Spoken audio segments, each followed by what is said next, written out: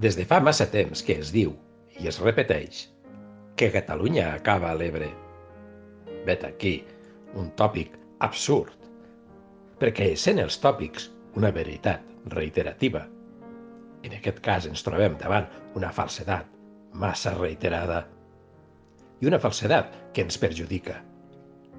Si ja som un país petit, per què posar l'Ebre com a frontera i deixar de banda dues comarques senceres, la Terra Alta i el Montsià, i gairebé la meitat del Baix Ebre i aproximadament un terç de la Ribera?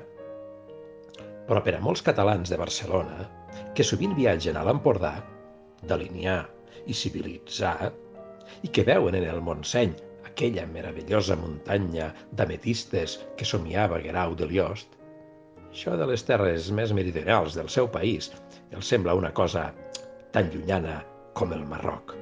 Sí, com el Marroc.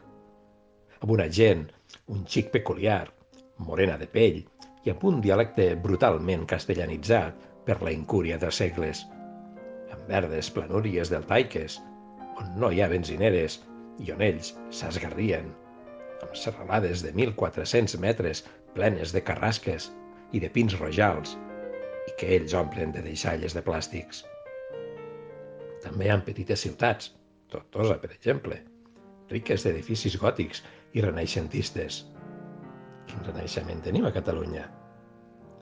I un riu mític i poderós. Catalunya també té sud, 1997. És el títol d'un llibre esplèndid del meu admirat Xavier Garcia i la noví enamorat de les Terres de l'Ebre, que caldrà llegir detingudament. Reconec que parlo des de la passió. Reconec que, potser injustament, parlo dels nandos, dels de Can Fanga, quan Barcelona és una altra cosa. Ja als inicis del 14, quan els jueus eren perseguits a tota la península, mentre Barcelona era un oasi de pau, el filòsof Isaac Ben Sheshet exclamava: l'aire que es respira a Barcelona fa tornar intel·ligent. I estic d'acord. I Barcelona, on he viscut 13 anys de la meva vida, és la meva segona pàtria. Però sigueu delicats i discrets.